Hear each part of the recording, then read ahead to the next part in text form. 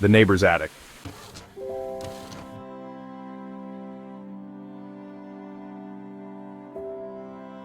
I've always considered myself a skeptic.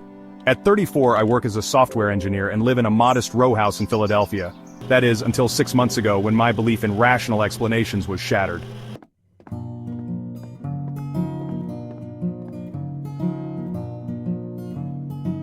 My wife and I purchased our first home last year, a charming 1920s row house with original hardwood floors. To our left lived Mrs. Winters, a widow in her 70s who'd been there since the 1980s. She welcomed us with homemade bread, telling us how pleased she was to have nice young people moving in.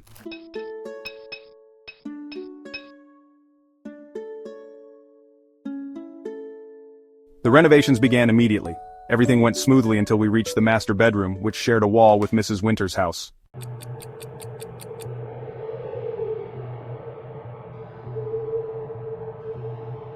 The first night after we'd moved into that room, I woke around 3 a.m. to a soft thumping sound. It was rhythmic, 3 distinct knocks, followed by a pause, then 3 more. It seemed to be coming from inside the wall we shared with Mrs. Winters.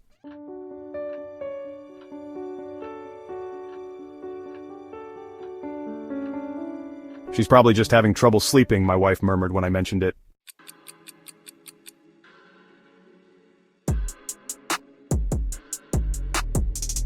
The next night I heard it again, same pattern, same time, but this time I also heard what sounded like children's laughter, faint but unmistakable. I sat up in bed, suddenly alert. Mrs. Winters lived alone.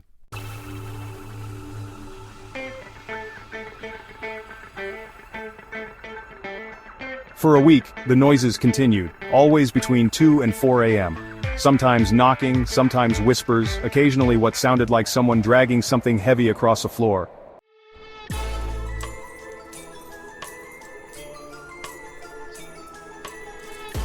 One morning I saw Mrs. Winters gardening and decided to mention it casually. "Been hearing some odd noises at night," I said. "Coming from your side? Everything okay over there?" Her expression changed instantly, her friendly smile vanishing, replaced by something cold. "I sleep with earplugs," she replied curtly. "I don't hear anything." She quickly gathered her tools and went inside.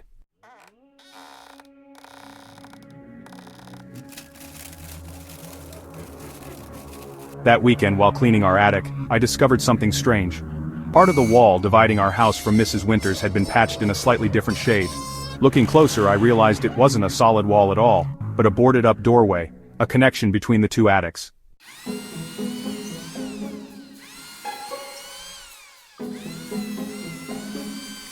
Curious, I pried off a corner of the drywall. Behind it was an old wooden door with an antique keyhole. Pressing my eye against it, I could see into Mrs. Winters' attic. It appeared unused, filled with old furniture. As I watched, a shadow passed across the far wall. Just a quick movement.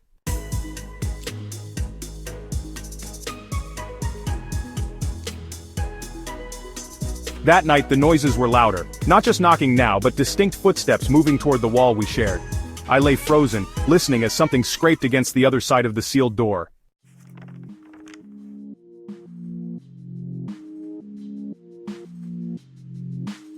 That evening I searched county records for the history of our houses. Both were built in 1923. Mrs. Winters' house had changed hands numerous times before she purchased it in 1984.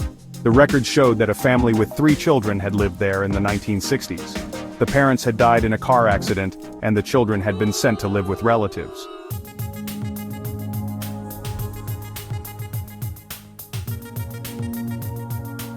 I noticed a small news clipping attached to one record. A report about a child who'd gone missing from the neighborhood in 1978. The article mentioned several other disappearances in the area during the 1970s, all unsolved.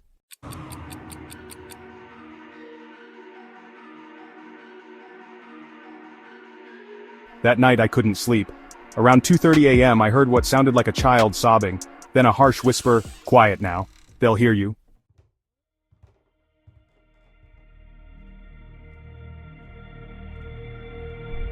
I grabbed my phone and crept to the attic.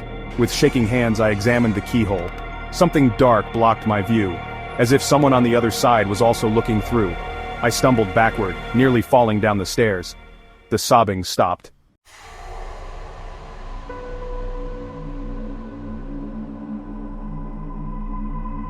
The next day, while Mrs. Winters was out shopping, I did something reckless. I peered through her windows. Her house was immaculate, but as I was about to leave, movement caught my eye. Someone had pulled back a curtain upstairs, a child's face, pale and solemn.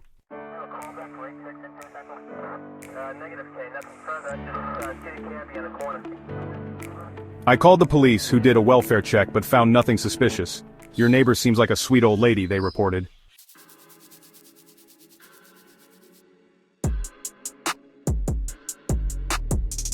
Two nights later, my wife away on business, the scratching at our wall grew frantic. A small voice whispered, "Help us! She's coming!" Then Mrs. Winter's voice, low and dangerous, "I told you to be quiet."